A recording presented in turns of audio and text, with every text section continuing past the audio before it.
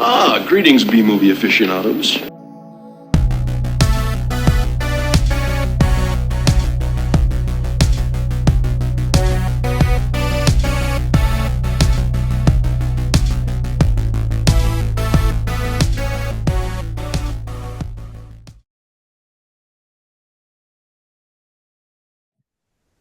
Hello, welcome to A Couple of Flicks. I am Tristan. I'm Nick. And I'm Zach. And this is the episode that we've all been waiting for. Long overdue. Mm-hmm. Yeah, The Couple of Flicks proudly presents the Hulk Hogan triple feature.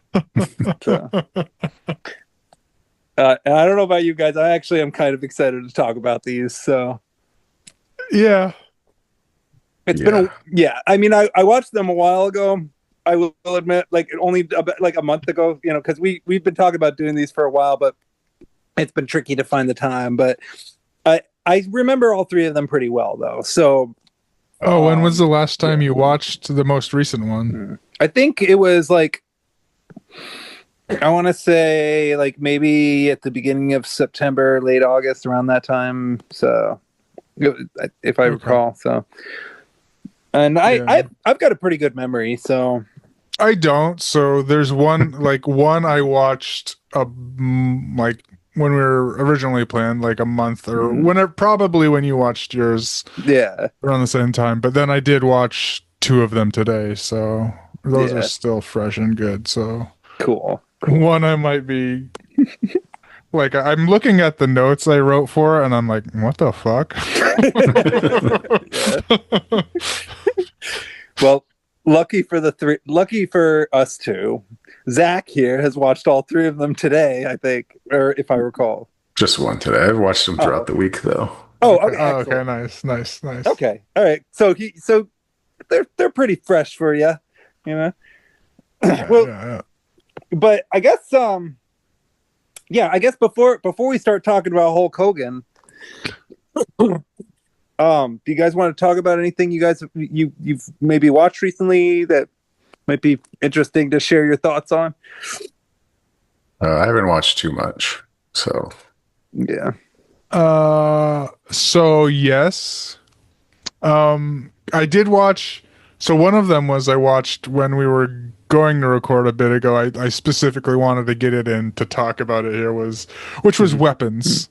Nice. Did you really see that yet, or? I haven't seen it yet. Oh, okay. It is. I won't spoil it. It is so good. Straight up. Like, I think. It's really hard to tell because the second movie I want to mention, which I saw yesterday, is also a contender, but Weapons might be my favorite movie of 2025. Nice. And maybe, honestly, one of my favorite movies ever. Just because it was so good. It was so damn good. Like, that Kreger guy, Zach Kreger. I don't know what he's doing. Like, he did Barbarian, right? Barbarian, yep. Yeah. And he comes from The Whitest Kids You Know. And like, comedy and horror, they go hand in hand with at least their plot outlines or the plot structure. You know, building suspense, but the payout is either laughs or, scares.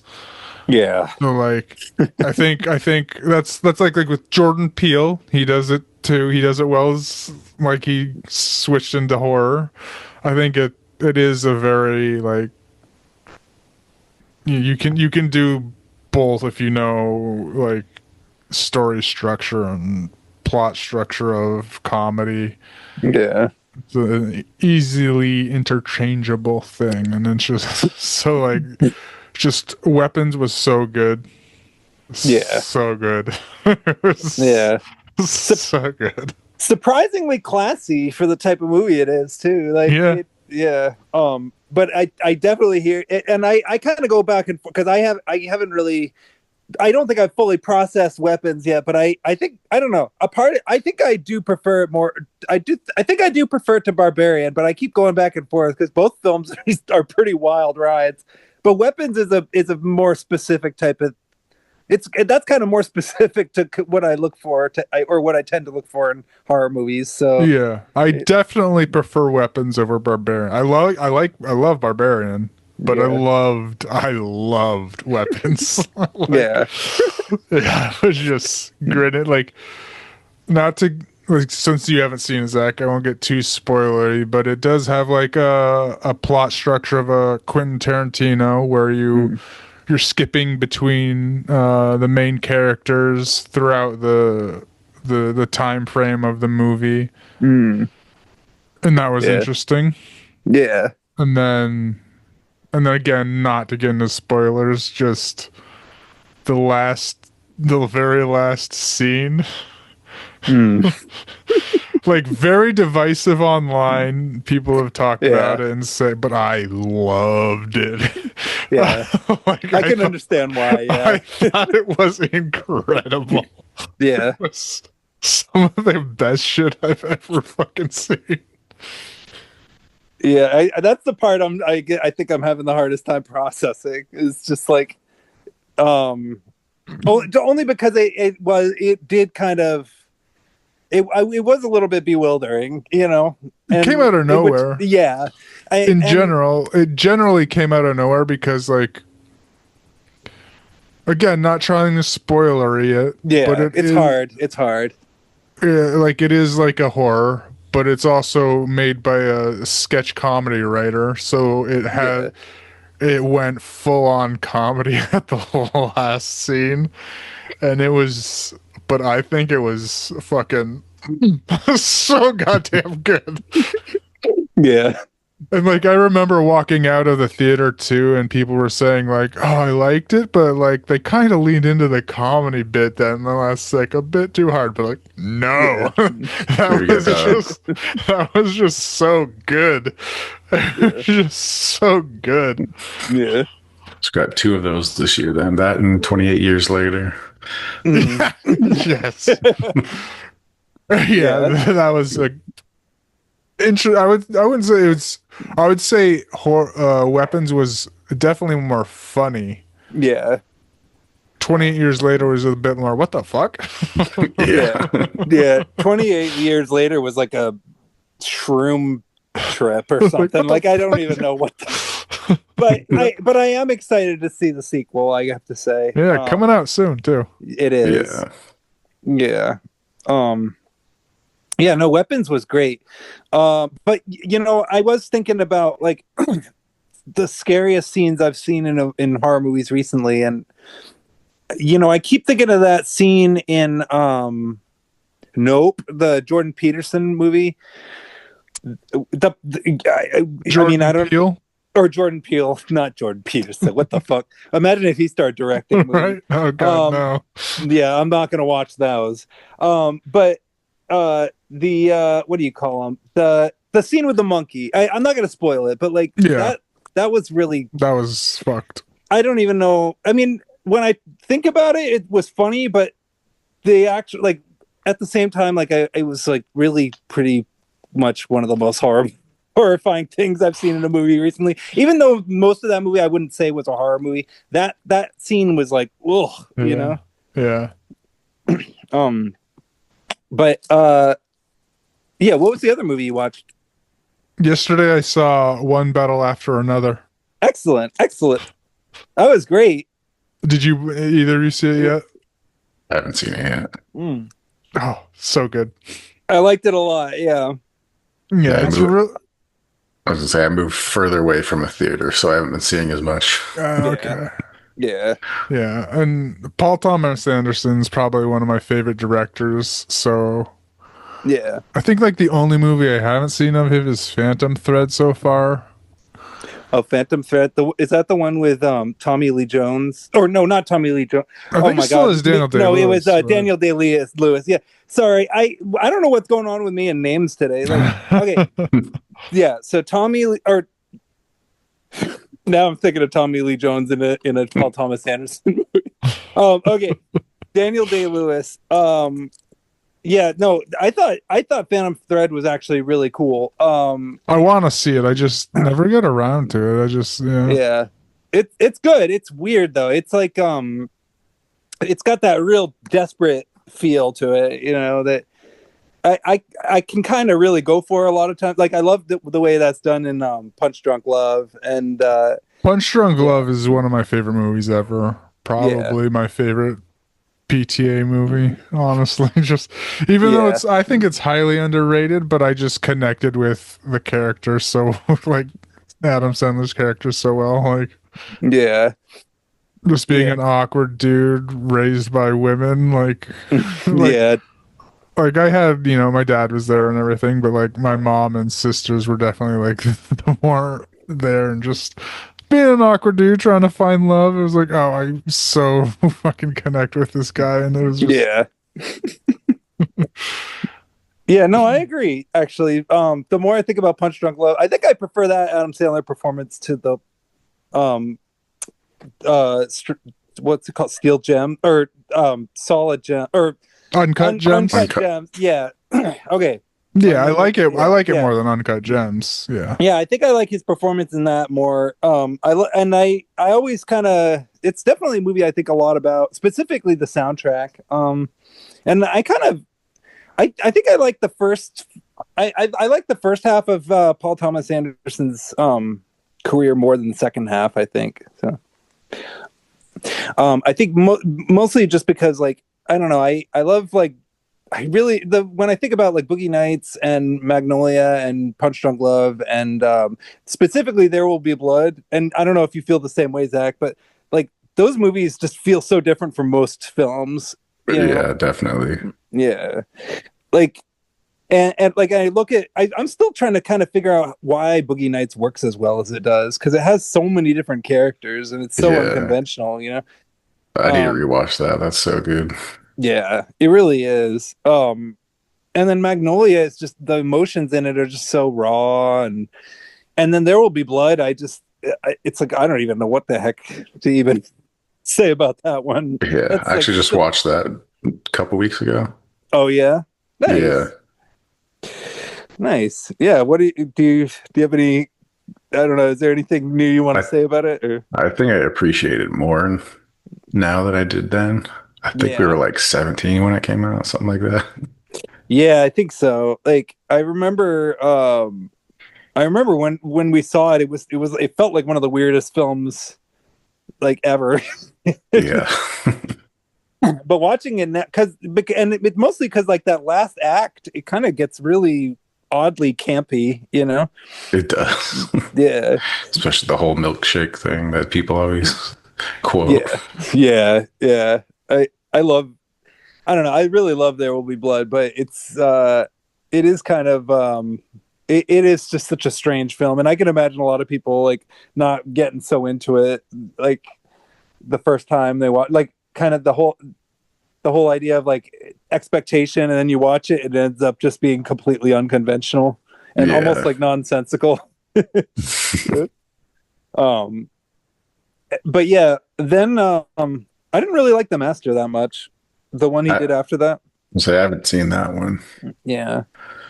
I think is that like the point where you were saying the first half of his career? I guess. Well, I guess I would consider The Master to sort of be the middle of his career, because he did. Let's see, he did Heart 8, Boogie Nights, Magnolia, Punch Drunk Love, and There Will Be Blood. So those are like the first 5 of his films, right? Yeah. Okay, so then he did The Master, and I just didn't understand The Master. Like it felt like it was going somewhere, and then it kind of just stopped. I don't know. I didn't really. I should watch it again at some point, but I don't know. You should give it a try, just because I would be curious to know your thoughts on it. Yeah, I definitely want to see what I haven't seen of his, because they're usually great. Yeah. I did. I'm trying to think of what he did after that. Oh yeah, Inherent Vice. That one kind of reminded me of the Big Lebowski. Yeah. And then he did Phantom Thread after that, which was, a really good like Daniel Day-Lewis performance, where he gets like involved in this really intense like kind of psychopathic love story or love situation, you know. Yeah. He's like a dressmaker, I think. And then after that what was that one? Licorice Pizza. Licorice Pizza. Yep. Yeah. I still haven't seen that one. Yeah. Kind of reminded me of Fast Times at Ridgemont High a little bit. Like, That's what it looked like, kind of. yeah. Like it's I wouldn't say it's as funny as Fast Times. It's more just like kind of like a memory almost. Like it feels like a memory. Like a slice of life kind of thing. Yeah. Yeah.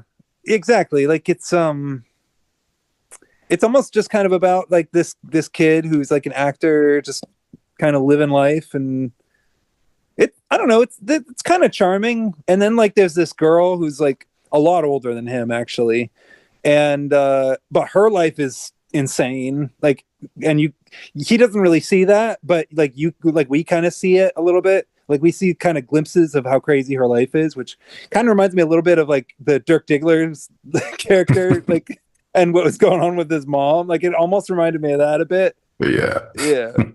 And so, yeah, I don't know. And then she starts kind of like hanging out with him, and it gets interesting, but it also is kind of just about, yeah, like just people hanging out and just kind of doing stuff. And that's about it, really. Yeah. Yeah. And then, yeah, I guess that brings us to One Battle After Another, you know? Yeah.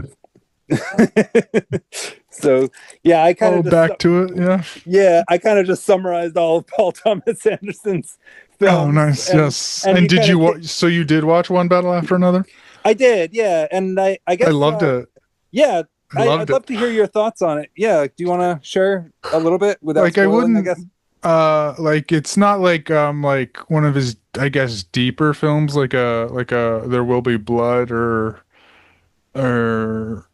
something like that. It's definitely, I think, I would say more crowd pleasing. Yeah. Like it is like action,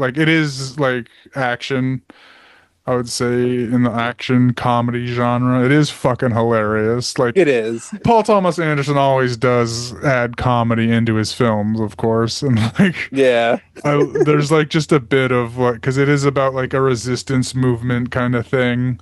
And like an underground resistance movement. And one of the funniest through line bits is Leonardo DiCaprio doesn't remember specific pass codes that he has to communicate to the underground resistance, and he's like, it's been 20 years, I've been fucking high and drunk all of it, I don't remember this shit. Yeah. So that was hilarious. And then it is just like straight up action packed, like intense, like it is one battle after another, like Yeah. it's an impeccably paced film.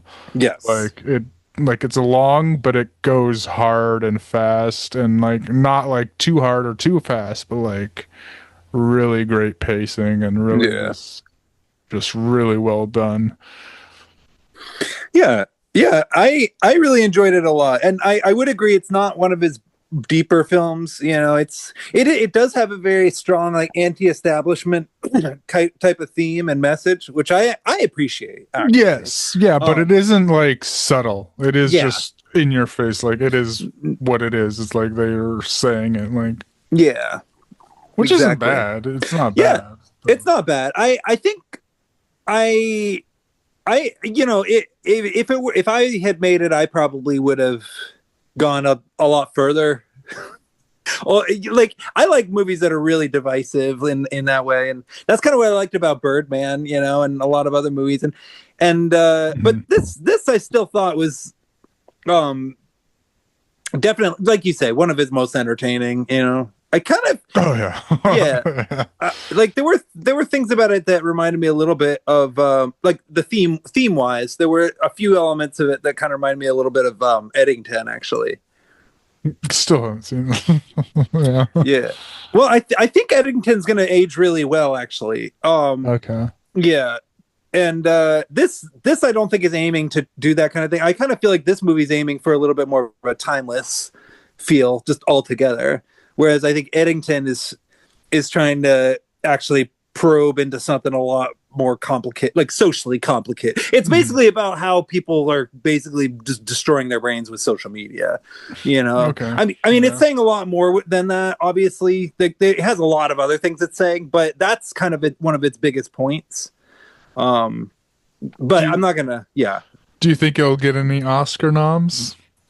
I think One Battle After Another has a more likely chance of getting Oscar nominations and getting Oscar attention than Eddington. I think Eddington. Oh, then Eddington. Yeah, probably. Yeah. But the reason why I wonder is just because it is pretty like actiony, like action. Yeah. It's not like not Oscar bait kind of stuff. Like that's true. So it is, like I think it's probably like it is hard to like Weapons and One Battle After Another. Like I would love to see Weapons.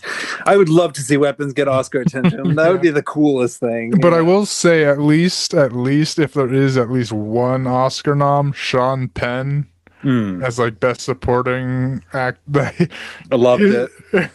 His role was incredible. Yeah. Like he's one of the most vile villains you will ever see on screen, and he just like fucking murdered it. It was so good. Yeah. I actually like a lot of Sean Penn's performances. Yeah, of course, but that one was like something else. Like, yeah. Goddamn. Yeah, it was super depraved. Yeah.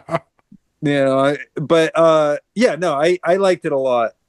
And I don't know what. So I remember you really liked Licorice Pizza. Which one did you like more, this or Licorice Pizza? This, yeah, for sure. Okay. I mean, I liked Licorice Pizza, I think, more than most people, but just because I understood that, because I like coming of age stories. Yes. And I don't mind slice of life stories. Like, people complained mostly about Licorice Pizza that it didn't have a plot or didn't really go anywhere. There was nothing to it.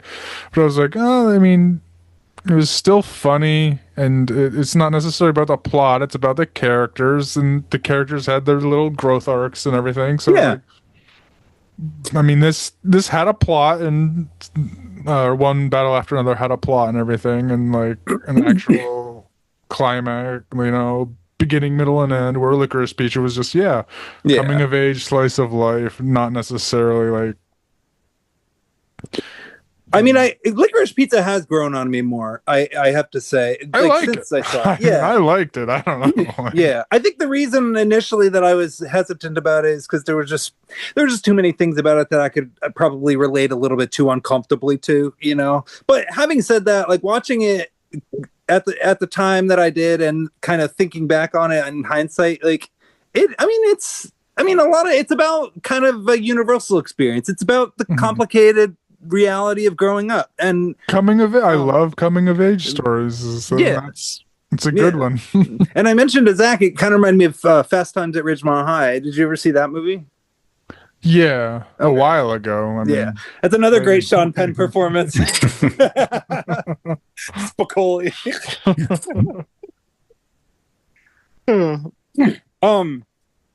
I guess the one movie I want to kind of mention that I saw was The Long Walk.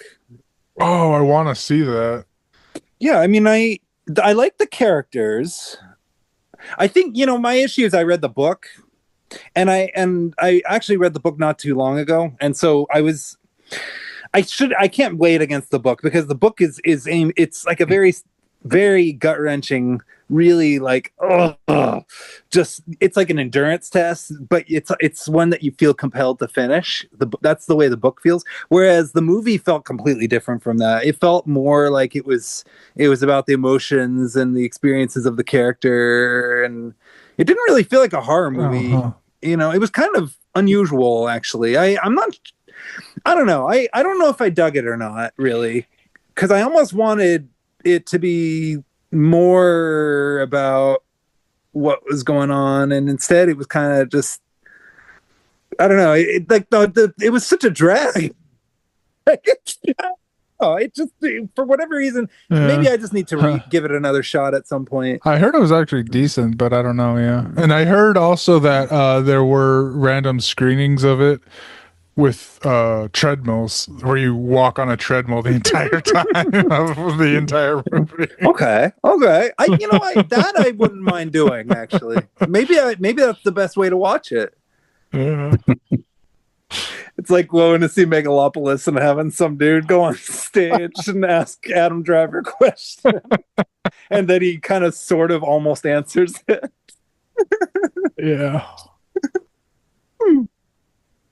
All right. Is there anything else you guys want to mention, or should we go ahead and jump into the Hulk Hogan? I'm good, I think. Okay. Oh, watch Gen V. Oh, Oh, nice. yeah. It's been really good. Okay. Yeah. We just caught up yesterday. It's That's good really to know. good. Yeah. Nice. I'll take a look at it. I saved the new Alien show. I watched that. I did yeah. watch that. Was it good? Oh, okay. All right. Well, I will be ready. There's an episode or two that is good. Like there's one episode that's really good, Nice. but it's basically just an alien movie. Yeah. But then the rest of the series is kind of dumb. I don't Okay. know. And like Yeah. I guess it's not the same without like well, I mean, I don't know. Didn't Adrian Brody or Ellen Brady or what the heck? Oh, Sigourney Weaver. Oh my God. Didn't Sigourney Weaver like have some kind of involvement in it? Or maybe I'm wrong. Maybe she just I remember she wasn't in it, but I don't know if Okay. she was like a producer or something, but like yeah. it wasn't. There was just so many decisions, and then like there was some cool little new aliens they added in, or at least one really cool new alien, and there was one really cool episode that Okay. could have just been an alien movie. Yeah. That would have been awesome, but Yeah. the entire series kind of fell flat, especially at the series finale. It was just like, Nice. eh.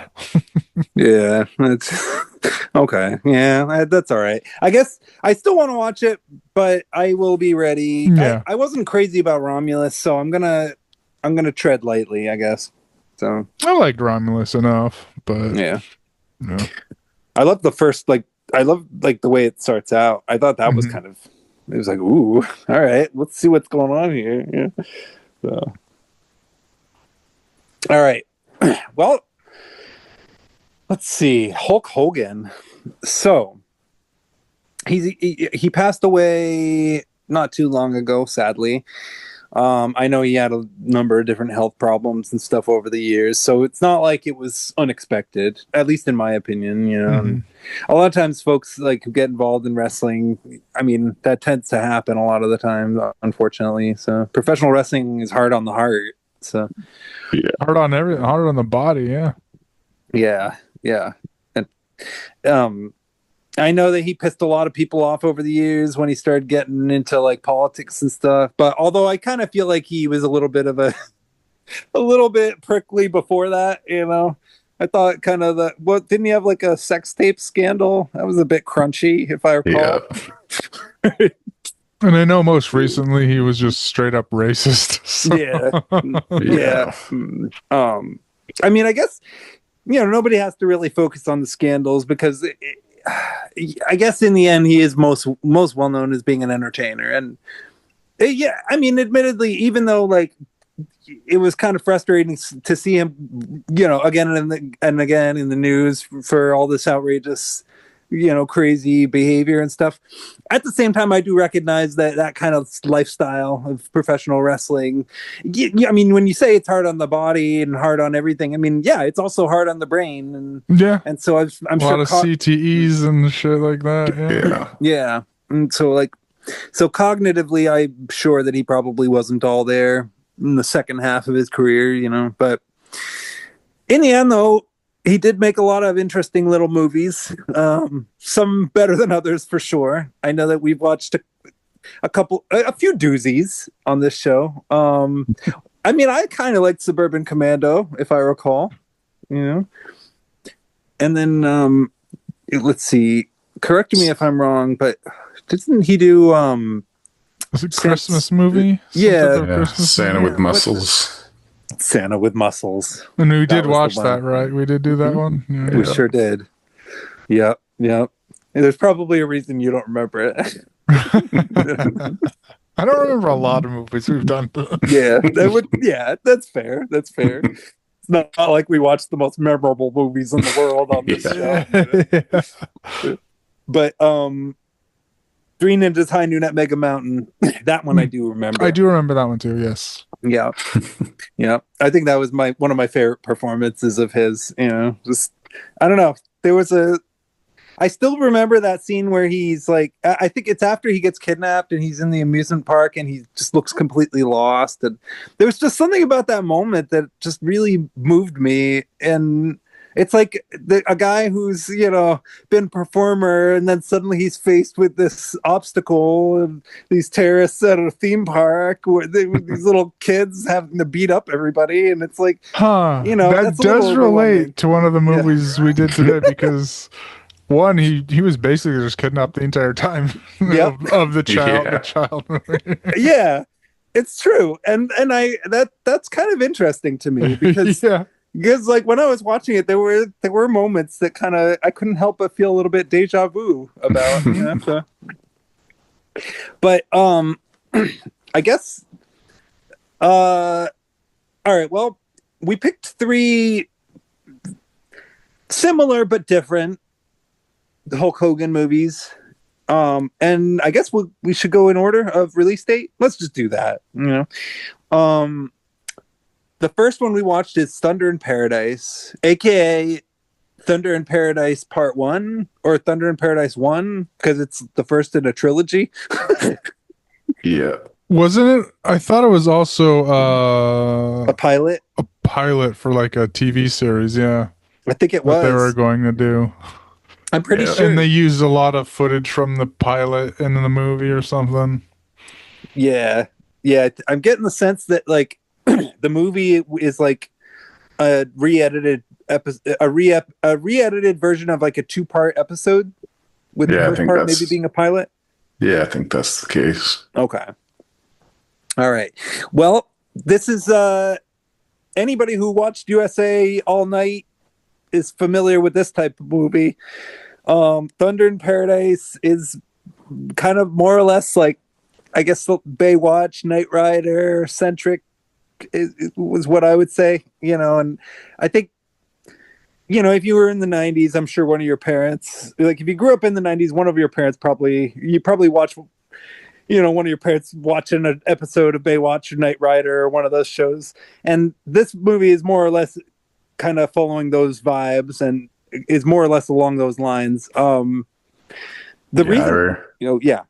say I remember renting this on VHS from Blockbuster. Excellent. Yeah, those were some charming days. Yeah. Yeah, I think I have seen parts of this movie.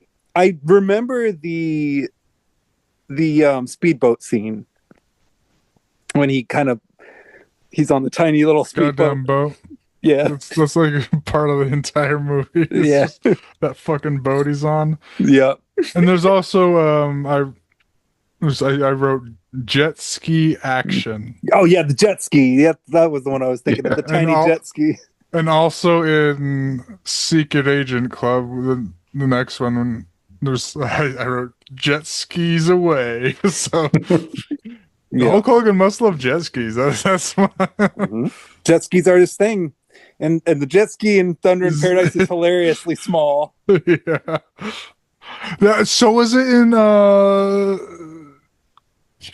Secret Agent Club? It was super tiny. I didn't even think it was a jet ski. I thought it was like one of those little, I mean, I don't think they were made back then, but like one of those little diver things you can use. But no, you at least see him at the end on it, and it's a tiny little ass jet ski. Dude, what is with Hulk Hogan riding on baby jet skis? All I could afford was a rental or something. I guess so. That's all he could afford. So yeah, I mean, this is like I said, like your typical kind of early '90s direct-to-video vibe. I think before we started recording, I mentioned to you, Zach, that this reminded me a little bit of Andy Sedaris. And both of us mentioned Andy Sedaris in our subsequent letterbox reviews of Thunder in Paradise. So I guess there's something to that. PG Andy Sedaris. Yeah, exactly. It is, and that's basically the best way to put it. It is a PG Andy Sedaris. So let me think here. I'm trying to read my notes. So it seems like he was he plays a guy named Hurricane, right? Yeah. And he's an ex SEAL who he basically spends like you mentioned, kind of part of the movie on this super boat that's equipped with gadgets. When I rented it as a kid, I thought that was the coolest shit. Yeah. It is kind of cool. I mean, it's like James Bond, you know? Yeah, I can imagine if that's the first time you ever saw that. That was like mind blowing. Yeah. Yeah. But yeah, this movie is very much like I would call like a cartoon type of deal. You know, you have this crazy little action set piece at the beginning where he is like climbing up. I remember he's like climbing up like the railing of like a wooden shack or something, and like it's like a and let's see, I'm like looking through my notes. Oh God, notes. Yeah, it's funny because there's really not much to say about this movie, but there are some funny moments. Like I remember that same scene, he picks up that log, just knocks down 5 people with it. Oh, I do remember that. Yeah, that was pretty cartoony. Yeah, I think I love moments like that. And there are right, I even said lifts a giant log, takes out a group of 5. Yeah. That's legit one of my notes. Yeah.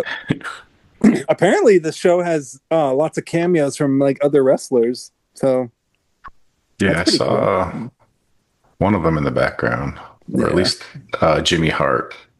That makes sense that Jimmy Hart would be involved in this.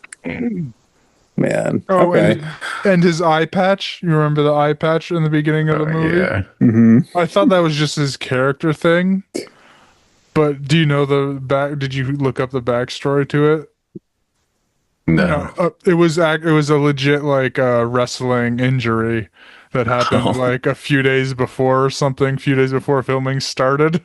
Oh man. So like he just had like a bloody eye, like a red swollen eye that they eye patched and like did a little gags, but like then like partway through filming, of course, it healed up and just done.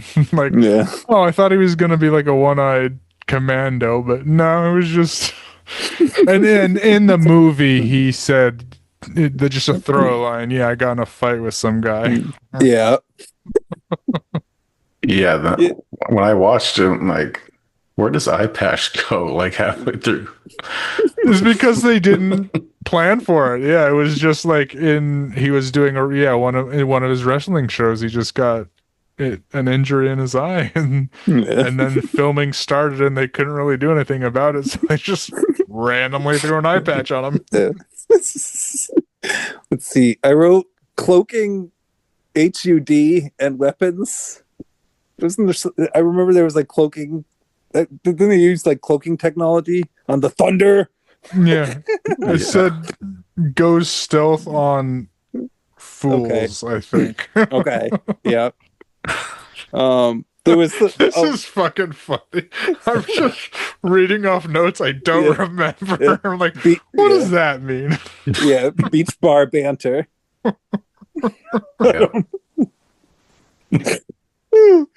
Yeah, I mean, there's not much plot. I remember it's like there's a marriage of convenience situation going on, and the mom or the one lady is like not wanting him to kind of be involved or whatever, and yet he can't help it because he's Hulk Hogan. Let's see. Oh yeah, so I guess it is all right. So it is by the Baywatch team, and Yeah, I don't know. I got some Magnum PI vibes. I will admit toward the end. So, Yeah. ugh. Anyway, Yeah. is there like a plot summary or something? Not really. Okay. But Yeah. There's so little plot is the problem. It's like yeah, because the there's a Wikipedia page kidnapping. is for the show, Yeah. which apparently there was 22 episodes of. Yeah. Well, there is a kidnapping that happens. So Yeah. Oh yeah, he finds a necklace in a shark. oh yeah. That's And like the major plot point, I guess. yeah, wasn't there also like a license plate in there? Yeah. A license plate and a seashell. Yeah, okay.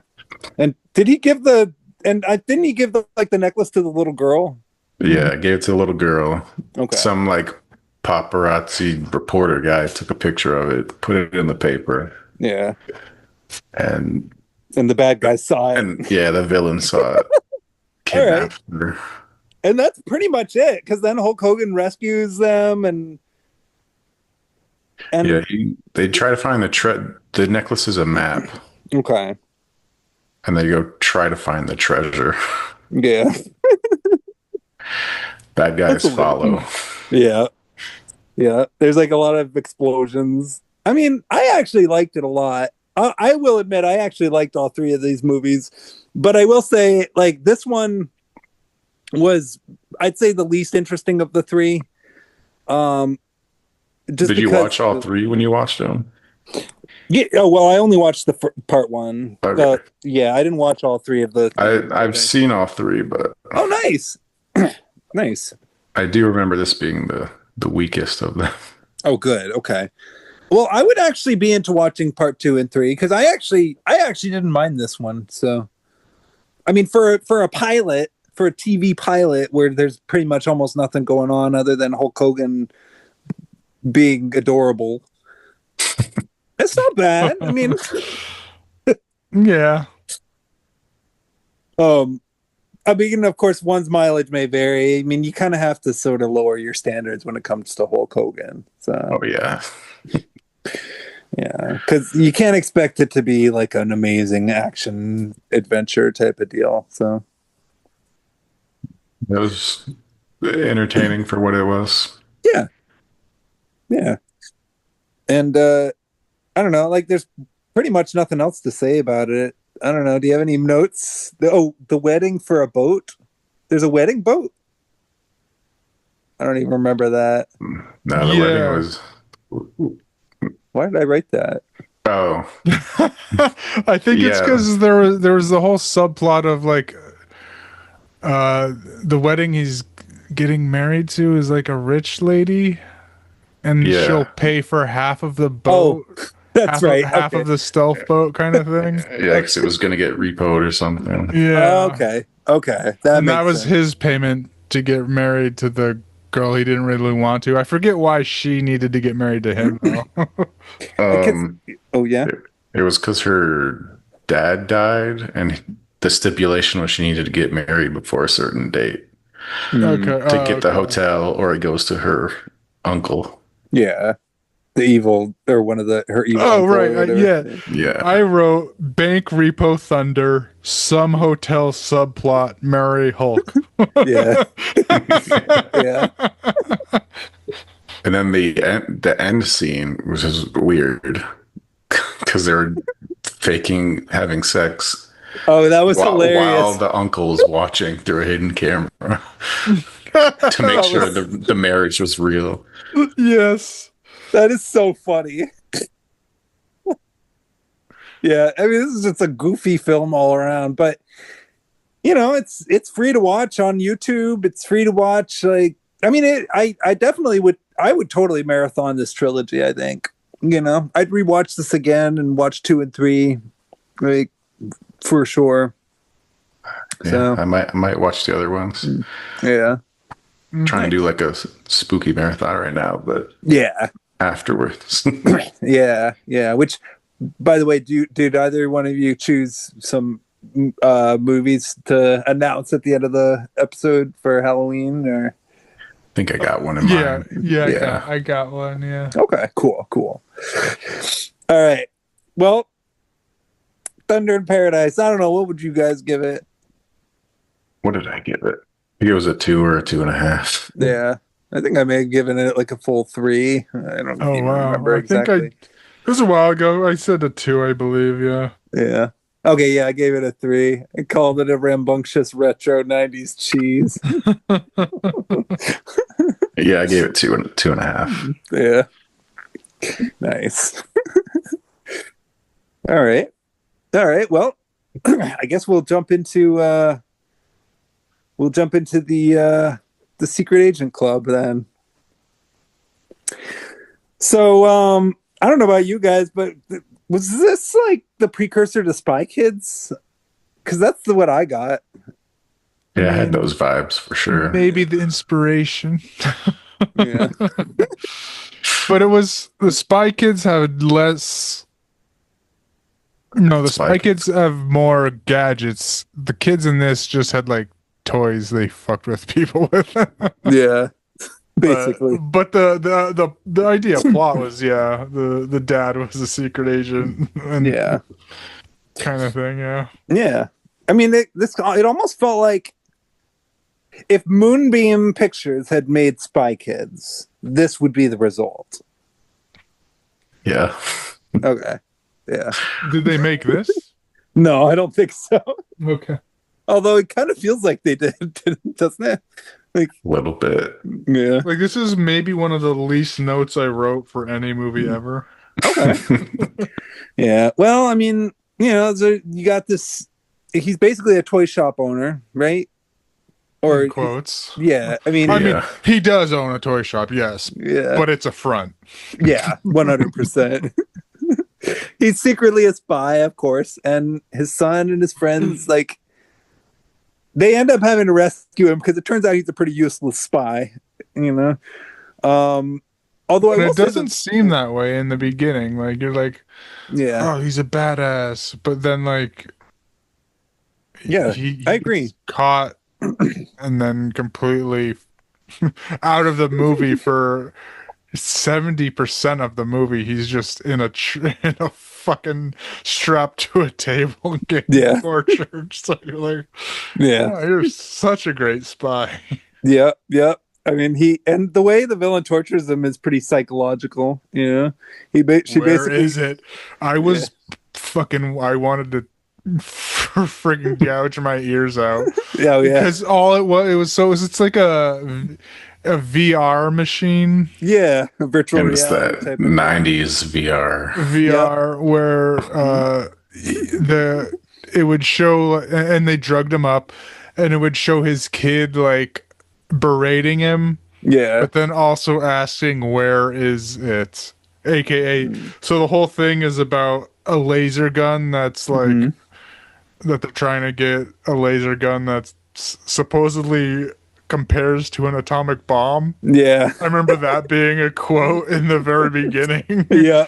I was like, okay. Yeah. But so like, it's like a prototype laser, basically. Like, yeah. So that's what they were. So like in the beginning scenes, Hulk Hogan steals it. Yeah. And then hides it as a toy. Yeah. Takes off his awesome disguise too first. Oh my god! Like that's what I want. Like this movie was before Ultimate Weapon, but his hair was so fucked up in this movie. It was, yeah. And in Ultimate Weapon, it was a decent head of hair. Like yeah. I don't know. Like, What did happened here? Was it like a costume thing? I don't, because they did make him nerdy looking in that baseball game and shit. But like, that was hilarious. That was probably. I was like, what is this type of baseball game where kids are playing with their parents? Yeah, that was crazy. His son Jeremy, if I remember, he kind of reminds me a little bit of the crew in Suburban Commando bit. And actually, what was funny though is when I saw that kid, I laughed because that was the kid from the Ice Cream Man, not Mr. Ice Cream Man, but the Ice Cream Man, the Clint Howard picture. He's the kid who grows up to be Clint Howard. who's like, who's going to deliver my ice cream, mommy? And when he watches the ice cream man get shot by the gangsters. Oh yeah. So he's been on this show before too. I recognized him. Yeah. Like his son, you mean? Yeah. Yeah. I recognized his son. Like, I was like, where the fuck is this Yeah. kid from? Is he actually famous now? Like, because he looked so I'm not sure. familiar. I'm not sure, but I think he might have been in North. He looked so familiar. I was like, is this kid actually famous now? I mean, he did shit acting. Like the acting was atrocious all around in this movie. But like that, the main kid did look super familiar. Is he famous now or something? Yeah. Well, I mean, I'm not sure. I'd have to look him up, but this movie actually did have somebody else who Jack Nance. Jack Nance is in this movie, and it weirded me out because I was watching Twin Peaks with my sister, and he's on that show, and he's in a lot of like David Lynch stuff, and we just watched some David Lynch movies not too long ago, and he's in both of those, and so now I feel like Jack Nance is just appearing in everything I watch, and he's been on this show too. He was in that motocross movie, or motocrossing, or not motocross, Motorama. Motorama. Yeah, he was in that one as well. As the hotel owner, the one who's like, if you see any squirrels, let me know. Yeah. So yeah, he's in this movie too. Yeah. Yeah, I don't know. I looked up this kid. Yeah, I don't think he's been in. Yeah, he does have an been interesting. much. He has an interesting face. So Yeah. And maybe he's not the best actor, but I would say, I'd say in some ways he's better than Hulk Hogan. Yeah. It's a low bar, but yeah. Yeah. But okay, my favorite part of this movie though, aside from the ending, because the ending was hysterical, but my favorite part of this movie was the soundtrack by the Miami Vice dude, Jan Hammer. And he did the music for Beyond the Mind's Eye, which is like this really trippy, like kind of synthesized type score or something. And I just love his music. And I don't know, that I feel like brought a lot to this movie. Like I feel like this movie would not be what it is without the music. I don't know if you remember it. I do not. A little bit. Yeah. Okay. Well, I remember it at least. I watched it today. I don't remember goddamn one fucking tune of it. Not even one note. No. Yeah. That's all right. But yeah, I dug it enough to look up who did the music, and I was like, oh, I like him. I mean, it's pretty low budget, but I don't know. I mean, it wasn't so bad. I will say there were so some things I wrote down. The problematic there's I would say there's some problematic things Okay. that might not have flown in today's society, Probably not. which are the two colored characters. I would say the Jap, like, what's his the grandson of the famous dude James Hong. Yeah, so he was super it felt like just like super, I don't know, in today's standard, racist a racist caricature of a Japanese kid that barely speaks English but can fucking kick it all's ass with karate. And like, I was like, oh, okay, that's something. And then what just like blew me away was Sly, the black kid of the group. Like he was the all around, he knew everything, he could do everything. But what blew my mind was like he was the one to go hide the laser gun. Like they gave it to him to go hide it. Where where he hid it was a gangster hideout. Like a straight up gang thug hideout. And Yeah, he's okay. the only black kid in the movie. That is a little strange, And I'm like, I will admit. Like, oh, this is awkward. Like, you hid, you. So you're saying his only connection, this black child, his connections are just with a gangster group, a hardcore thug criminal group of gangsters. yeah, Oh. they probably could have been a little more creative. I agree. That was That was his safe spot. He hit it was with a bunch of a bunch of thug gangsters, and it's like, yeah. with the black kids doing. I'm sorry, I don't. Yeah, I mean, it was kind of a bummer when they kind of went in that direction. Yeah, I mean, I do remember that actually. So, and then there was also, I mean, I guess you got to figure out some way to get everybody to converge at the end. But yeah, I mean, that was a bit weird. So yeah, no, I would agree that I don't think this movie would be very fondly appreciated by a lot of folks today. So not an ideal family movie, I would say ultimately. So Yeah.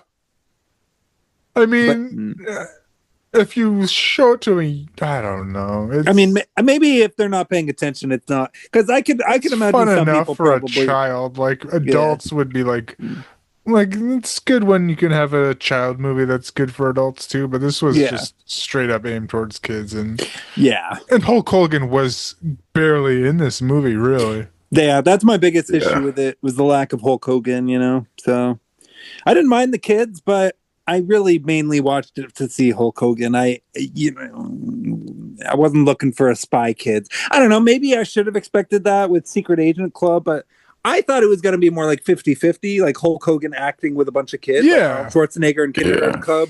That was my idea too. Yeah. But no, Hulk Hogan was strapped to a fucking table 50% of the movie. Yeah, exactly. And you got the whole thing with the laser, and then he got mouse trapped. That was funny. Yeah. The whole ending is pretty noisy and chaotic, and eventually they kind of set this whole self-destruct sequence thing, or the villain accidentally. Yeah. No, Hulk does it. Oh, okay. But the villain doesn't notice it. Okay. Like somehow he knew there was a self-destruct button on the laser. I wrote there's this continuity error of. There's a couple. Yeah, there's an abrupt cut, and the person holding the holding the laser before the self-destruct flips. I see. I don't even remember that. I don't know, but I'm not surprised. The one continuity error I noticed was like they were trying to, get into the complex. Yeah. And they were like, they couldn't get into the door because it was like self-activated, and someone was coming, and the kids just run behind a bush, and like a toy drops, like one of their weapons, a little weapon drops. Yeah. And I thought like, oh, maybe because it was so obvious. Like, oh, maybe this guy's gonna look down and see that, why is this little toy squirt gun here? Yeah. But no. The gun is the little toy's gone, and then the exact next fucking frame, it's not there, and it's just like you couldn't have taken another take and just not drop a little toy in that. I guess not. I don't know. It didn't make sense to me, but that's hilarious. I don't know. It's a pretty silly little movie, and then at the end, once everything blows up, once the villain gets blown up, it's like, oh, you're my hero, or something. I remember there was something like that. Like, I don't know. Yeah. The Slinky. You remember the Slinky? Oh, yeah. Yeah. The Slinky took out that dude. That was so stupid. That was wicked dumb. He likes, it's like like a slingshot or something, or not a slingshot, but like, I don't know. I don't even. Yeah, that was hilarious. It was some like Oh. power generator that was on, and Yeah. the kid just threw a slinky at it, and it Yeah. kind of like tumbled down onto the dude because one Yeah. of the main bad guys had an electric foot. Yeah, So I remember like that. tumbled down and somehow shocked him. It's Yeah. like, all And right. then- Yeah, and then I also remember. Wasn't there also there was like some kind of whole setup like after he discovers like who his dad is and stuff. The way it kind of, I don't know. I wrote down I'm getting Spy High vibes. Do you remember that movie that we watched, Spy High? I think that might have been Moonbeam. Yeah. The one with the dog, Twister. Yeah. I don't remember much about it, Yeah, but I remember we watched it. yeah. I For some remember a dog named Twister. I Yeah. don't remember anything other than that. Yeah, well, that's because that was the best part of the movie. Yeah. If there was one thing this movie was missing, it was a dog named Twister. So Oh, I did think that their hideout was cool. Their clubhouse, yeah, that was a good. Yeah. a bomb shelter turned into a clubhouse. Mhm. Of course, had the no girls sign. Yeah, you gotta have that, you know. I thought Boys I would only. that would have been so cool as a kid just to have that. I agree. Like goddamn, like it I had agree. bunk beds and like a computer with the internet where Yeah, Sly did hacking. He was a hacker. He did some Yeah. hacking. yeah, gotta hack the mainframe. He had to hack the main. He was like a 10-year-old that just knew how to hack government mainframes better than the actual government, because there was that scene where the fucking Yeah. government couldn't crack the code that they Yeah. sent to the Japanese kid Yeah. that took them Oh my longer God. to crack. It was like, That was what are we Yep. doing here? that was so stupid. Oh my god. Yeah, yeah, that was. I mean, it's a pretty lame movie in a lot of ways, but I didn't mind it that much. I mean, I still enjoyed. I'd say I enjoyed it about as much as the Thunder in Paradise. Like, for me, both these movies move pretty fast, and Yeah. yeah, They're all, I mean, all of these three were just, like so bad it's good type of stuff. yeah. Yeah. I just, yeah, I mean, so I wouldn't say so bad is good, but just not terrible. Yeah. yeah. That's a better way to put it. You know, it's like it's silly but watchable. You know, it's like that kind of thing. It's just kind of zany and goofy, and it's meant to kind of be nothing but just a light, fun, enjoyable distraction. So Yeah. I did like the toy store gearing up scene. mm-hmm. I was just looking at all the old toys, like, hey, I remember that. Oh yeah. That's another thing that this movie's good for. It really, you know, it's all about the nostalgia. Not gonna lie, I skipped through that. Oh, I saw a montage coming on. yeah. Ford. Yeah, click. Yeah. Well, you didn't miss much, but I thought it was pretty funny. But yeah, I was pressed for time. I was like, Yeah. I gotta at least skip forward through the generic Yeah. montages. So yeah, it's like you get the gist. I Yeah. know what was happening. Yeah. They're going through the toy store, getting Yeah, gacks and gooks and Mhm. all that squirt fun guns. stuff. Yeah, and I yeah, knew it. they use them all pretty well to their advantage for the most part. You know. That's Yeah. Slinky. Yeah. The slinky came in fucking handy. It sure did. It sure did. Wow. Yeah, so I'd give this movie a 3, honestly, like because I enjoyed it about as much as Thunder in Paradise. So it was inoffensive. Shit, what did Other I than give the Thunder in racial Paradise? The racial stuff was absolutely wild. Yeah, I can't yeah. believe. Like, Another time for sure. Yeah. I mean, ignoring that as best I can, I didn't think the movie was that terrible. So. Oh, I froze. What happened? I'm sorry. Is my thing frozen? Oh, it did for a moment. You yeah. freeze at what you're looking like a as I sneeze.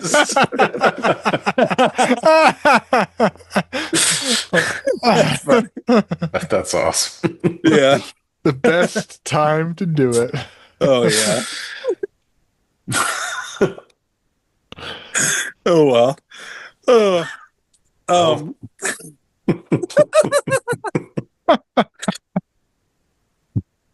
Perfect. It is.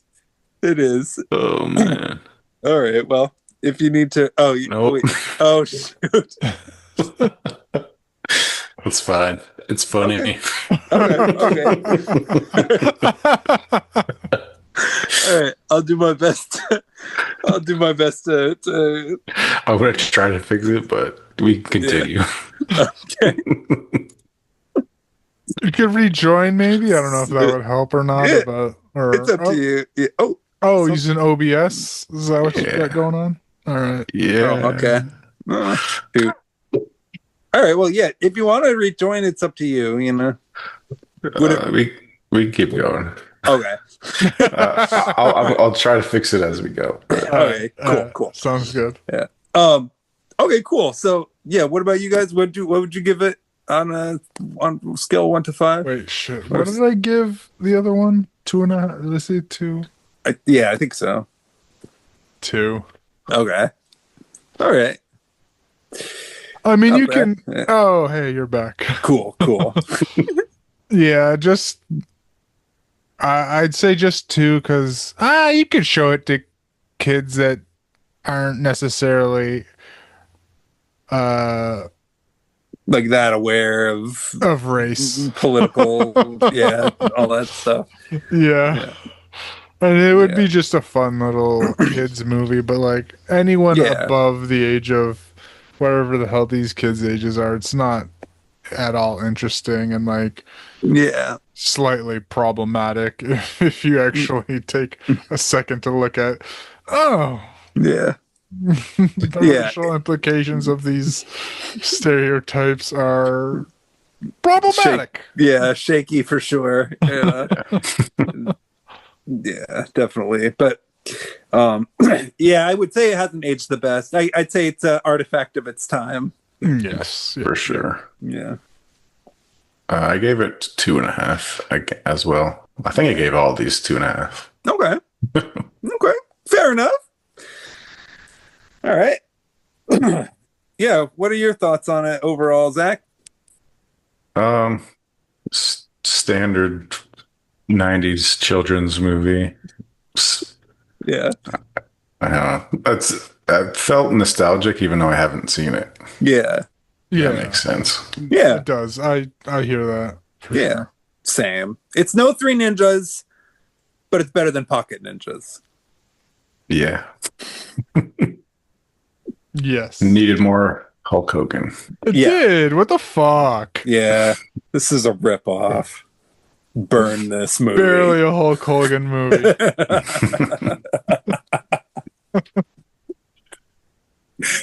Okay, that brings us to what I would consider the best of the three, personally. Yeah. Yeah, me too. Yeah. 1998's The Ultimate Weapon, which I think was made by somebody, the guy who did, who went on to do 24, from what I understand. I gotta be sure. John Caesar, really? I think. I could be wrong though. I'll have to look it up. Yeah, known for his work on the first 7 seasons of 24. There you go. Okay, so that's how I knew his name. So this is a Canadian movie then. Oh, okay. So he's good because I haven't watched a lot of 24, but like I've seen the ratings just overall that people love that shit. Oh yeah, I thought it was great. I saw like the first season or 2. Yeah. But yeah, I think that's about as far as I got too. I watched the first 2 seasons. But like I saw like a rating graph just recently of 24, and like it's all good ratings, like Yeah. 7 and above, which is fairly rare for especially like a network TV show. Yeah. Jack Bauer. Jack Bauer, Yeah. I need more time, but Yeah. you don't have any more time. But I need more time. Yeah, when I came back to school this year, like when I started the school year, and I had like this full beard and mustache, because when the summer started, I shaved my beard and mustache, and then I came back and I had a full facial hair, and I'm like, it's like season 2, 24, Jack Bauer, you know. You can tell he's depressed and alcoholic because he grew a beard. Good on you. I cannot grow a beard. Yeah. Can't Well, either. Well, no worries. It's not the greatest thing in the world. It's super itchy. All right. I mean, it looks good, but Yeah. mine's just patchy as fuck. So I just like shave it all off. Yeah. It happens, you know. I think I kind of like the bald face look, honestly. So I don't mind beards, but I don't know. Yeah. It's just not my thing, I guess. Like when I had grown it out ish during COVID, just because Yeah. I wasn't seeing any. I was going out in public just so I could just to see what it was like. I didn't like eating with a beard. I did not like eating with. It wasn't even like long, but it was like a little long. I was like, I don't like this. I can smell the food. I was like, I don't know. I was like, yeah.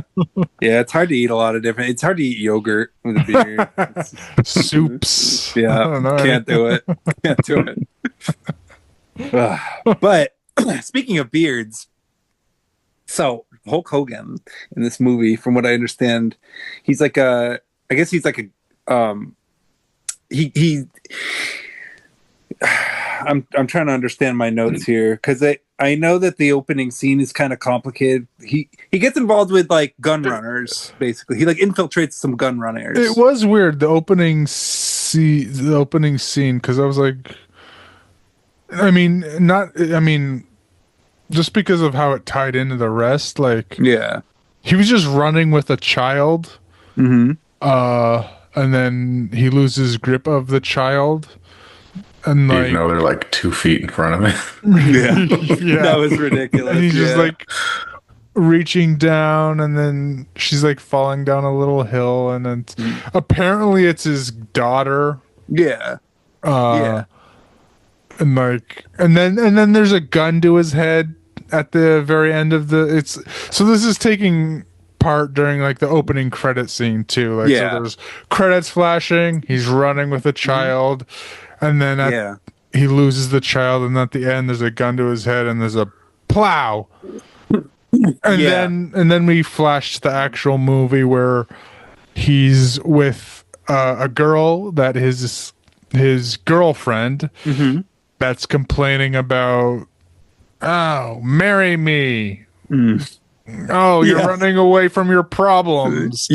Oh, you haven't seen your daughter. Oh, blah, blah, blah, blah, blah. Just nags it. Just like, God damn it. This is exactly why I ain't marrying you. But I love that opening scene only because it made no sense. Well, it didn't make any sense, but I found it kind of symbolic because, okay, this is as hardcore as Hulk Hogan gets. I mean, this is that opening scene was the film's way of basically cluing us in and letting us know that Hulk Hogan, he's done with the kid stuff. He's dropping it. Rated R here. Yeah. It's not a rated R movie. Yep. It's an R-rated Hulk Hogan. This is Hulk Hogan uncut. This is Hulk Hogan at his most hardcore. Well, okay, I'm wrong because he went on to have a sex tape scandal, but this is but this is the next. This was like maybe the level below that, you know. But and I mean, anyway, I mean, out of the three, like, no spoiler alert, I did like this one the most. Yeah, me too. Just because, I mean, and I can't, it's not like mind blowing, but it was a competent action movie. Yeah. And I felt like competent, I don't know, run of the mill. Like it did I do mean- beat for beat action movie everything. Yeah, it's structured basically like the Wild Bunch, just epic opening action, then a lot of character development, a lot of exposition, a lot of growth and twists and stuff, and then epic action scene to conclude the story. It's but it's not like hardcore R-rated. It's no Stone Cold. No, like I would honestly, if this was an 80s movie, it would probably be PG-13. Yeah, agreed.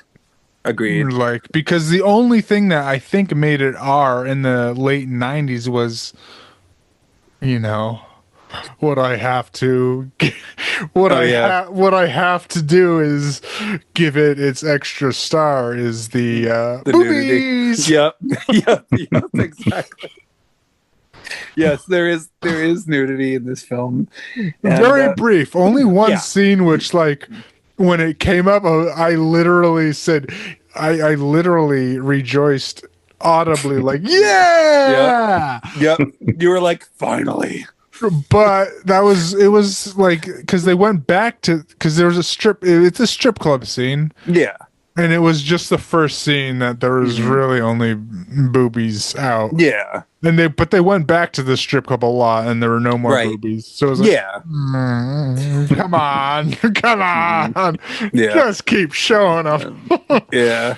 So it's like this could have been like an 80s PG-13 easy. I agree. Because there was no swearing really, besides like bastard and like bitch. Yeah. Like one of the things that I noted down is you son of a bitch.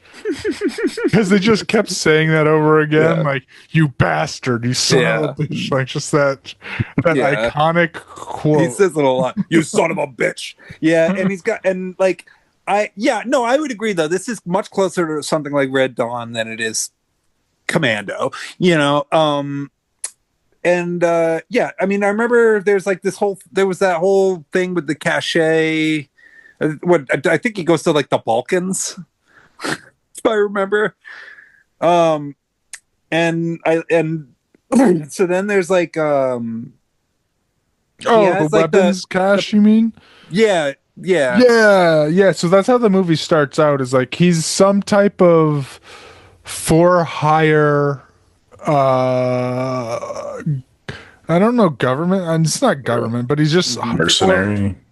For hire mercenary that gets tied up with this people. And like even before then, like he's arguing with his girlfriend at the time, like, I don't like she's pissed off that he has to keep going and do this, and he's like, I'm sorry, I gotta go do this. I don't got a choice. Yeah. Right. So he goes to do this this job, which is to just him and his new it's his old partner's son. Yeah. Like his old partner's son.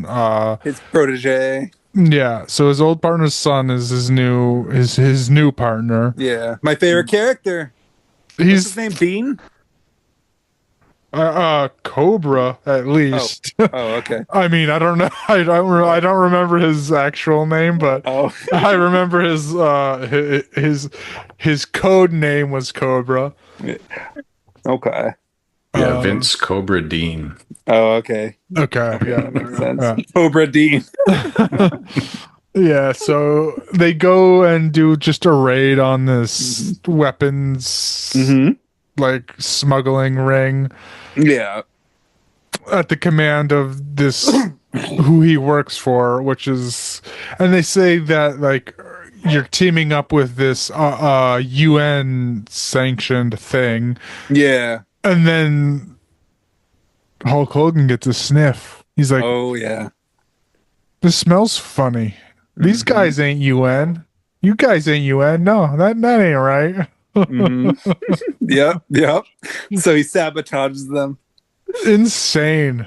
Just off a whim. Like Cobra was like, no, we got paid. Let's get out of here. And Hulk Hogan was like, nah. Nope. I'm retired now. Yeah. And Boom. so they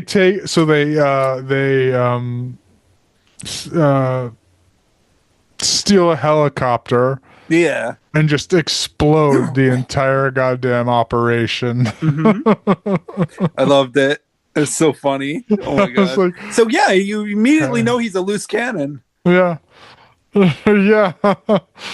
And his partner's willing to go along with it. Like, because Yeah. he does say, no, we got paid. We're getting paid. Let's get out of Yeah. here. And it's like, I don't know. I'm Hulk Yeah. Hogan. I don't know. Yep. And he keeps trying, but then eventually his partner does go along with it, and they Yeah. blow the shit out of that Yeah. $20 million payload, Yeah. which starts the entire rigmarole of this fucking movie. Yeah. Yeah. Pretty much. Okay. So I don't know. What were your thoughts on this one, Zach? Like you guys said, definitely my favorite. Cool. I think it's the most well put together for what it is, Mm-hmm. even though it's still not that well put together. But Yeah. Yeah, it's pretty rough around the edges. But I would say it's probably more oh yeah. more entertaining. Yeah, it is more a straightforward action. Like, it doesn't deviate. It doesn't necessarily like do anything spectacular, but it doesn't necessarily fuck up in any type of way either. Yeah. It's not like goofy like the other two are. It's it takes itself more seriously, you know. That's not to say that it's like it doesn't have moments that like are ridiculous. Can only get so much out of Hulk Hogan. Yeah, exactly, you know. But in this case though, I do feel like the plot and everything is interesting enough, and I think also I can get into a story like this where you have a character like him who he's playing a troubled guy who, you know, he's kind of had a falling out with his daughter as time has gone on, and somehow that's what I wanted to know, is like what happened and why, because we in that beginning scene, that's presumably it is his daughter that I'm guessing. I don't know what the fuck happened. He dropped her down a hill and then maybe got shot in the face, like, but and then it was like what, 20 years since he spoke to her or something like that. Yeah, something like that. But he gives her a check every year, apparently. Yeah, I remember them saying that, like, "Oh, you've done nothing except give me a check every year." No. Yeah, I guess she's just mad at him for being absent. You know? I can understand that, but you know, I think by the end of the movie, though, everything's okay. Yeah. So basically, I'll pick up, I think, where we left off. Yeah. So they blow shit up, and then it basically is because Hulk Hogan is like, "This is my retirement." So he's like, one last job. Right. He's like, he notices these guys aren't UN. They're supposed to be UN taking or something. He's like, these ain't UN. So they steal a helicopter, blow everything up, and then like the agency he's working with basically says, "You're not getting a job ever." And he's like, "Yeah, no, I'm fine with that. I'm retired now." And he goes back to his girlfriend, who was complaining in the beginning that, "Oh, we're not even gonna get married." And then he's like, "Oh, here you go. Will you marry me?" Just randomly. Sneaky. And then again, she says, "You son of a bitch." Which I did write down, just "you son of a bitch," because it happened quite often. And also, you bastard. That is also just like, just a quote. But yeah, he proposes to her. She says yes.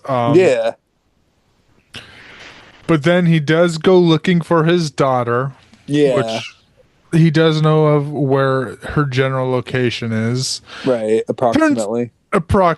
Turns out she's a stripper. Yeah. Hell yeah. Yeah. Hell yeah. yeah. And that's Hell kind of yeah. yeah.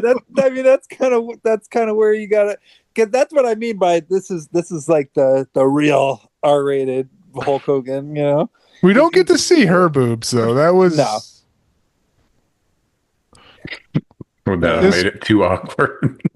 I Oh, yeah. mean, Can you I mean, imagine? he was watching her dance for a bit, and then he turned around.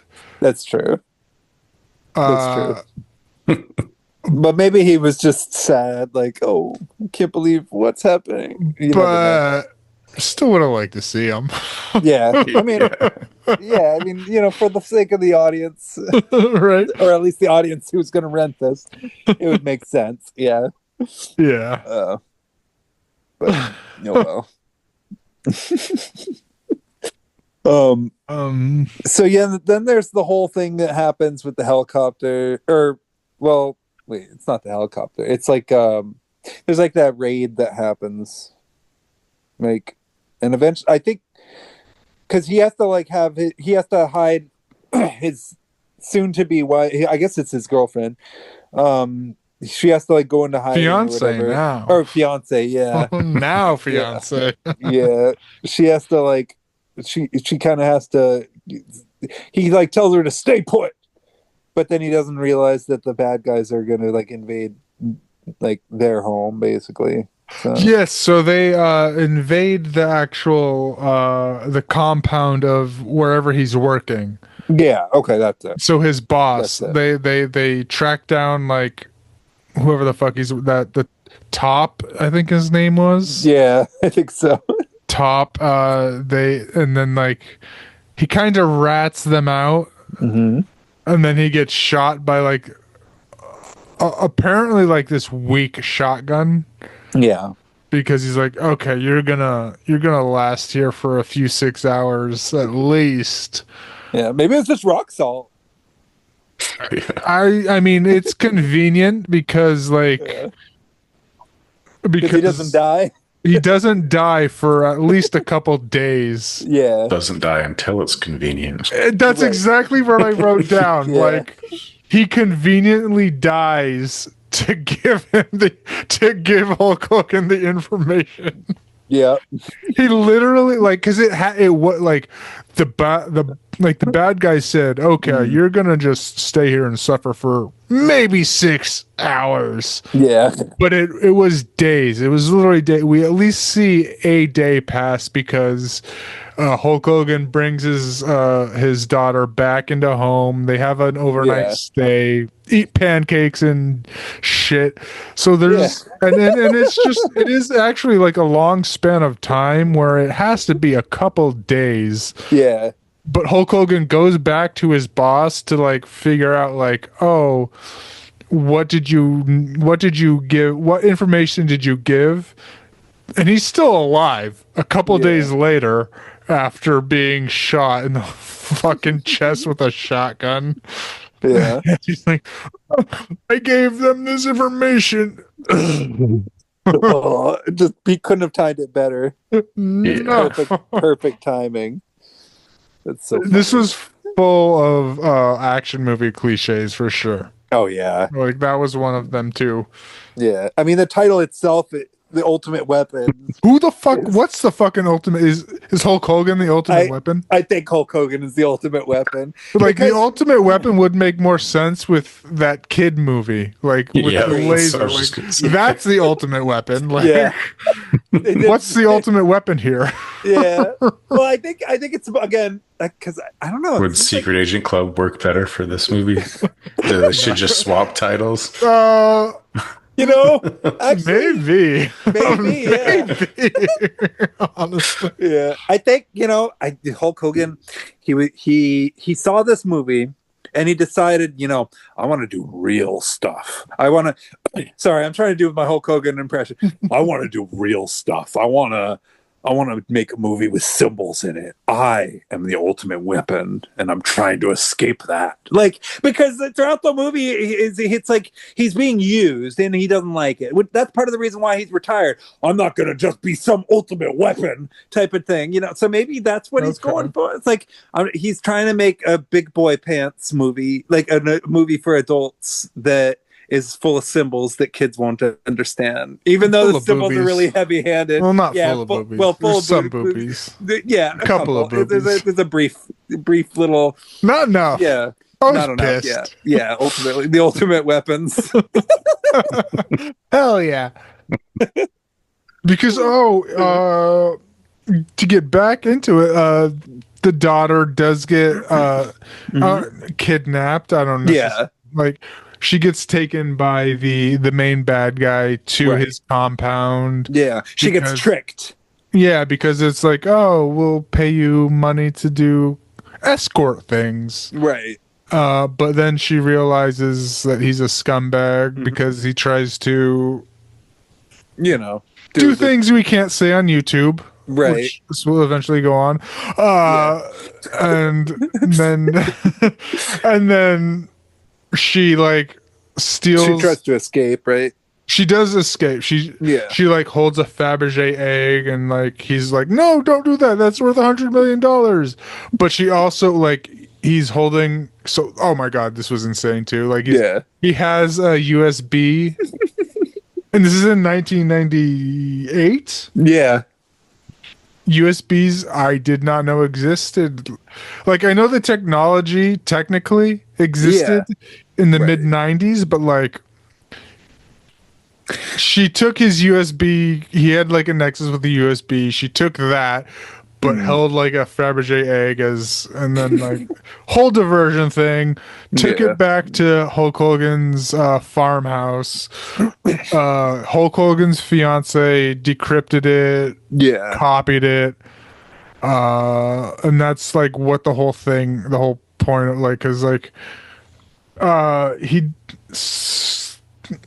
because he's some weapons dealer, a huge weapons dealer kind of thing, and that's his whole thing. Yeah.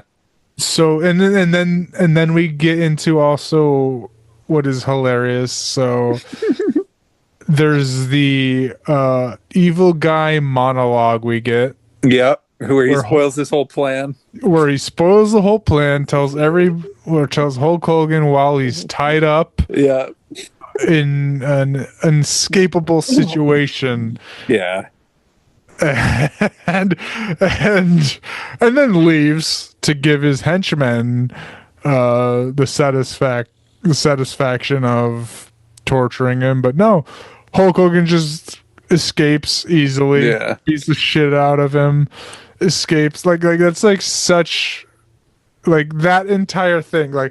Austin Powers fucking officially, of course. Yeah. Spoof of it makes fun of makes fun of it. I remember that, yeah. Okay, we're just gonna set you up to die, but it's gonna be really slow and give you a ton of options to get out of it, but bye!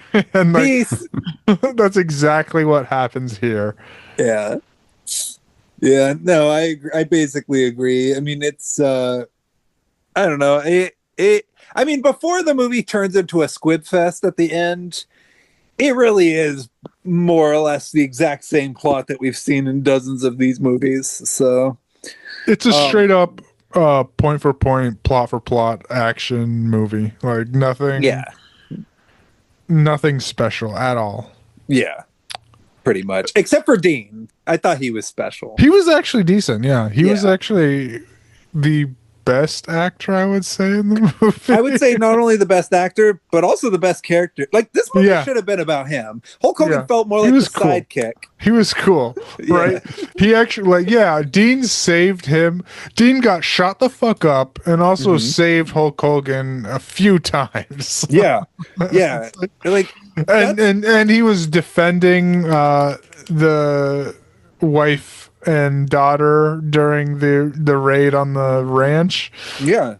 Yeah, he does a better job defending them than Hulk Hogan does. Yeah. Maybe he's the ultimate weapon. I'm kind of thinking he is, actually. I think so. Yeah, he's a secret weapon.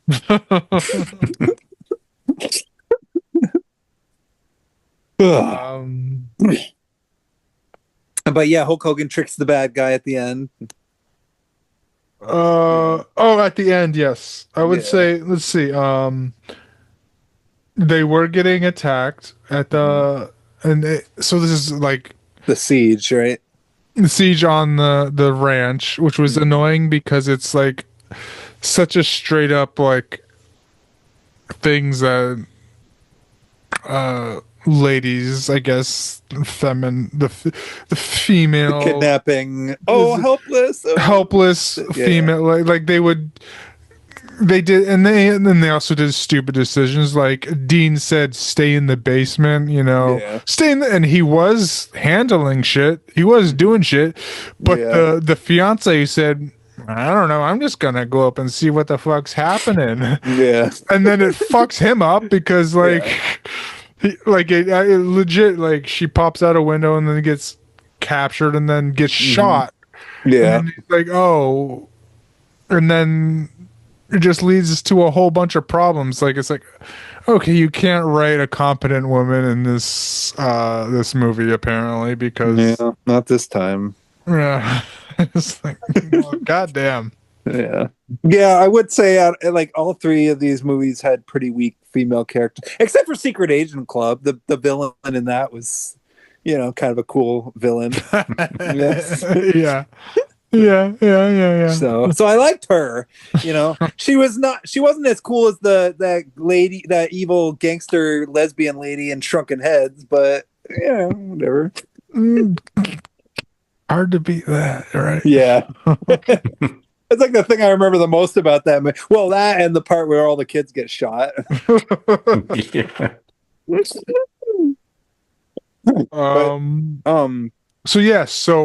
And then what I thought was funny was after, the monologue, the evil guy monologue, leaving Hulk Hogan escaping, and then Hulk Hogan comes in, saves the day shirtless. Yep. Gotta have the Hulk Hogan. Have the Hulk Hogan shirtless save the day. Yeah.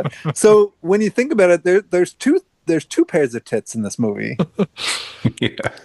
There's more because I think there were a few in the first strip club. I think there were at least two in the first strip club. Yeah, there probably was. Maybe three, at least three pairs of tits. Yeah. If I had made this movie, there would have been full bush, full penis, all that stuff. All of butt it, cheeks, everything. Yeah. Would have been like 20 minutes. Straight up, yeah. Every scene in the strip club should have had boobies. Yeah. Boobies out. Yeah. Just like... Yeah. Well, maybe if they make the sequel. I mean, they can't have Hulk Hogan in it this time, but we'll see what happens. Yeah. Hulk Hogan's ghost. Yeah. Oh God, they're gonna AI Hulk Hogan.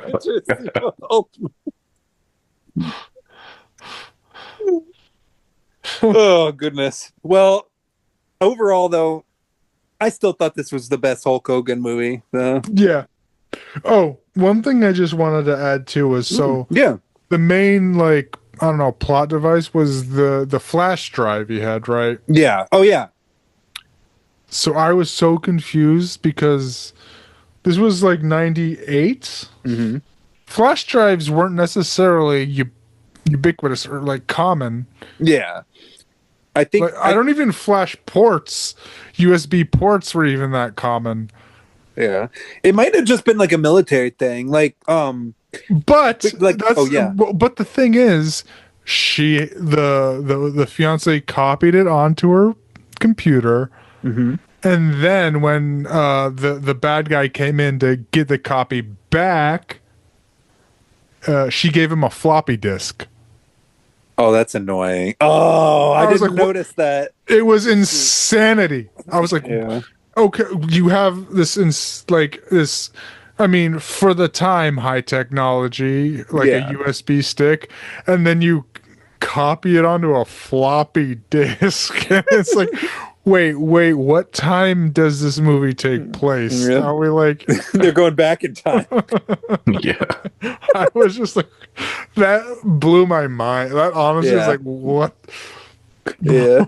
I do love it when stuff like that happens in these movies, but it is really annoying to see that kind of thing. Oh, jeez.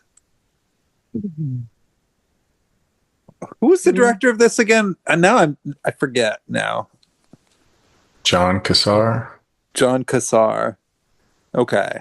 I'm gonna have to look up what else he did, because like aside from 24, because I don't know. I'm curious as to whether or not any of his other stuff is good at all. Because I felt like there was potential here. I mean, there was confidence. Yeah, It was competent. That's what I would say. It was a competent action movie. It wasn't anything spectacular, but it was not bad. Like it was the least shitty action movie I've seen in a while. straightforward, beat for beat action movie. Yeah, basically, it's like if you want to introduce somebody to an action movie that's hardcore but not too hardcore, like a real action movie, this isn't a bad place to start, I would say. Yeah. And I'd say, like, if Hulk Hogan had made more of these kinds of movies, I don't know, I could see how there would be a little bit more of an appeal to like folks looking into his stuff. The director's next movie after this one is another one starring Hulk Hogan. Okay. And Carl Weathers. Oh, it's Carl Weathers. Assault on Death Mountain. Nice. That sounds hilarious. Nice. Carl Weathers. All right. I'm gonna watch list it. Boom. Assault on Devil's Island, aka Shadow Warriors. Oh, and then we just have to get to the end too. Oh yes. There's that. So there's a Dean or whatever the fuck his name, Cobra. Yeah. Let's just call him Cobra. He sets up traps along the facility, and one was in a farm, and it was set off eventually by the daughter, but Hulk Hogan undoes it. But then there's a standoff with the main bad guy, his daughter, and they kind of she kind of maneuvers him into it, sets him up. He gets like, no, don't leave me here. He's set up in like just a landmine, a bouncing Betty. Yeah, that's what they call it. And then there's just this random, like, it's like one of the random henchmen that's just like drugged up. He's sniffing drugs in a cop car and then just drives into the fucking farmhouse and blows them both up. I remember that. That was amazing. That was such a great villain death. Yeah. Very well deserved too. I love it when like a guy that you just can't stand gets a really good death scene in a movie, Yeah. Yeah, good stuff. Holy crap. And so I guess Dean in a way did save the day in that regard, since Dean was a baller, man. Yeah. And he got Hulk Hogan's daughter. Yep. Yeah. I would say that he is an excellent protege. So yeah. Let's hope he doesn't retire anytime soon.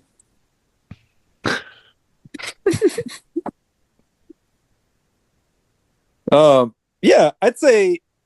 probably give this a 3. Well, maybe 3.5. Actually, I don't know. I kind of dug it quite a bit, actually, even though it is kind of generic. Like, yeah. This is the one I would probably most look forward to rewatching if I had the opportunity. So, yeah, like 2.5 again. Yeah. Sounds good. Yeah. I give it a 3.5 because of my, Your boobs. Yes. Excellent. Yeah. But it is just a solid, like, I mean, I wouldn't say solid, but like, it's an action flick that you can watch, Yeah. turn on, turn your brain off. Yeah. I mean, It's not I bad. think It's not not good, bad. not bad. You're generic. You're not gonna miss anything if you're taking a shit during like Yeah. half the movie. So it's Yeah, like- you're not going to miss any major plot developments or anything. Yeah. You'll catch up pretty fast. yeah, you know? yeah. So like, Yeah, I'd get it. Actually, yeah, I think maybe I'd lower it. I'd give it probably about a 3 because it's competent enough to be enjoyable, but it's no Commando. It's no like masterpiece like you yes, keep saying. exactly, exactly. That's what I would be 2.5, but Yeah. boobs. Yeah, Yeah. that's what saves it. That's what saves it. I can't go back on this. Yeah. I you're- started it, you and gotta- it just has to keep going. Yeah, no, you're right. You're right. You gotta give it a little bit of credit for that, for sure. So, no, I understand. I'm sure there's things that I can think of that if it were a movie that were awful and it had something that I liked in it, that I might make it recommendable for me for that reason alone. Who knows? Exactly. So yeah, overall, I would say this was a pretty solid Hulk Hogan fest. You know, I think we chose three films that offer a decent amount of range as far as he goes. Good you know? variety. A good variety. Yeah. And yeah, I'm glad that I got to discover the Ultimate Weapon from this too. So because that actually ended up being not bad. Again, what is the ultimate weapon? It's Hulk Hogan, I guess. We don't know. I still want to know the question to that end. Right? Yeah, Ultimate Weapon. It's like more like the ultimate question. Exactly. What the fuck? Yeah. So I guess that concludes our Hulk Hogan fest, you know. So rest in peace. And now I guess we got to talk about the fact that it's October and Halloween is around the corner. So Yes. Yeah. So I guess we will now decide on 3 Halloween themed films. So Yes. to I talk got about. mine up. I did. Okay. All right. You want me to say mine? Sure. That I chose? Okay. Okay. It's Alien Ween. Alien Ween. Alien Ween. Okay. All right. I'm ready. Yeah, so the name drew me in. Mm-hmm. It's literally Alien Okay. Ween, WEEN, like Halloween. Okay. The synopsis is Halloween night, an old house, a group of stoned guys, drugs, and gorgeous chicks, and a deadly invasion that falls from the sky to make a hell of a party. Oh man, that sounds good. Nice. That's an interesting cover. Yeah, it really does. I really don't know what to expect from this one. Nice. Oh man. All right. It looks like an alien is like barfing or something. Yeah. Excellent. All right, cool. Do you want me to go with my pick next? All right, if you want, sure. Okay. This one I have not watched. It's one that's been recommended to me a few times, and I've seen a couple of the director's films, and I don't know. I mean, I really don't know what to expect from this, but it's 2014's The Guest. Okay. I've been wanting to see that one. Wait, Okay. I think I might have seen this one. Oh, have you? Oh, okay. It's with Dan Stevens. Yes. Yeah, I've seen that one. Yeah. Okay. Nice. Would you be down for watching it again? Yeah, definitely. Cool. All right, excellent. Yeah, that's the one I'm going to go with. I've been told that it's Halloween themed. I don't know if it is, but I've been told that it is. So Yeah. A little bit. nice. All right. Cool. All right. Oh, I've actually even seen this too. Oh, have you? I have not. Nice. All right. Cool. Cool. I'm excited. Down for seeing that one again. I remember liking it, to be honest. All right. Yeah. Well, good. And Yeah. then mine, I'm going to go with The Hollow from 2004. Okay. The Hollow. What's that one about? Let's see.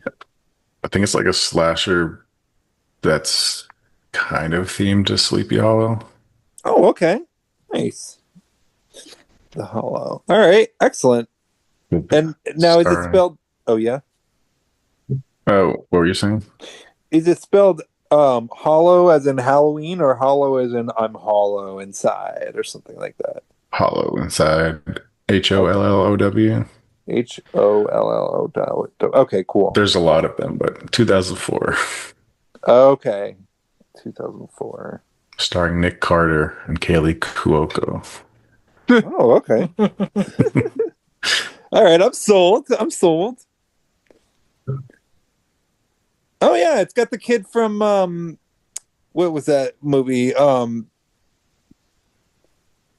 of the Dead. The remake of Dawn Oh, of the Dead. yeah. Yeah. I forgot he was in that. All right, Kevin Zegers with cigars. All right, excellent. The Hollow. Cool. Check it out. Oh yeah. All right. Well, I guess that's that. So I'm looking forward to watching some Halloween movies next time with you guys. So Yeah. all right. Well, have a good night, everybody, and hope you enjoyed our Hulk Hogan discussion. Yeah. Have a good one. See ya.